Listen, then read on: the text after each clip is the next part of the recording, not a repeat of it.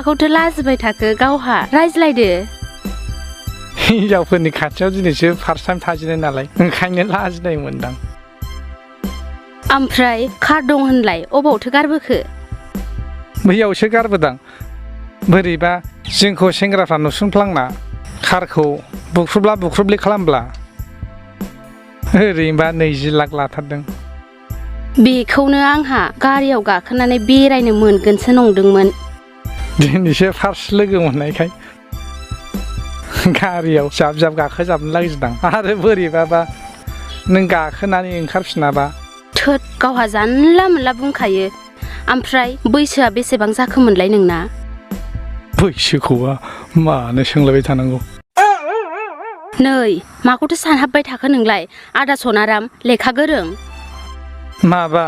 बे न'नि अनला मेवाइ दाउखौसो सानहरदोंमोन आं माबा आंना बैसोआ 35 जानो 1 बोसोर खम बिदिब्लालाय आदाना बैसोआ खमबावसो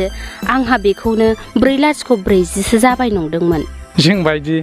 एसे बैसो जाखानायखौसो गोसोनांगौ बिराद अननाय मोनगोन दा नोंना आंखौ गोसोनाया थिग जाथारबाय आंथ' नोंखौ जा अनखागोन होमब्लाथ' आंहा दख'ना सुनो गखासिगोन नोंखौ लायोबा जायो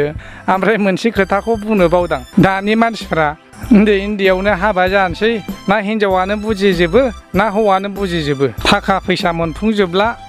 उनावहाय ना बिमा ना फिसा सोरबा बांगालजों सोरबा जुंगालजों ब्लड दोनखारला लांगारसै